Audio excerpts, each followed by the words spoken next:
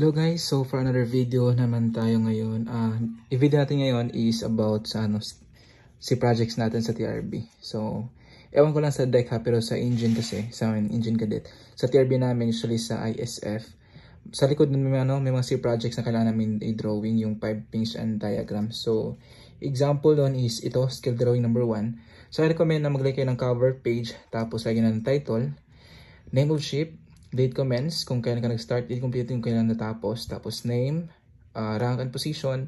Dito naman is name of chief engineer, tsaka rank position niya, ship's official stamp, and signature. So every drawing ha, lagyan nyo siya ng ganito, cover page, and dapat may pirma yan, pangalan at pirma ni chief engineer, tsaka ship official stamp niya. So example ito siya. And every page is dapat lagyan din ng pirma ni second engineer as our onboard training officer sa engine, tapos sa deck naman is si chief officer.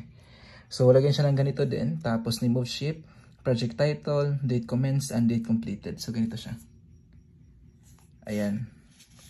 So, itong pirma ni second engineer or ni chief officer is every page to And also, dapat may pirma yan ni chief engineer sa cover niya. So, pwede rin pwede rin hindi si second engineer dito sa page by page.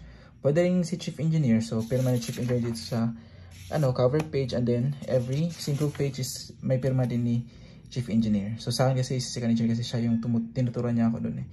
So si second engineer tuturo sa akin, si chief engineer.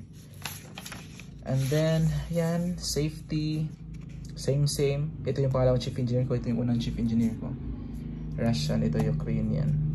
So yan.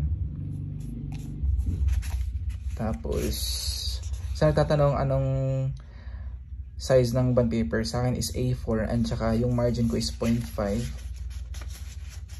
And sabi kasi sa amin sa obto namin sa school na pwedeng sa drawing is pwede siyang ilapis siya, pero sa words is printed. So yan, drawing yan.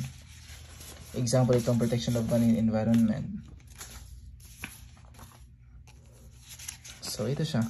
So, instead na handwritten siya, ginawa kong encoded. Ayan. And then sa drawing naman is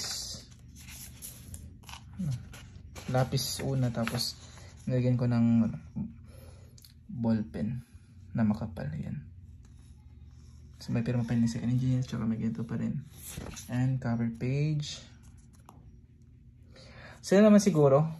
So, hindi ko na siya isa-isa yung mga C projects ko, pero if kung kailangan niyo ng copies or sample, i-chat niyo na ako sa Facebook page Edwin Katana, and ipapakita ko lang yung soft copy na to sa mga dinawin ko.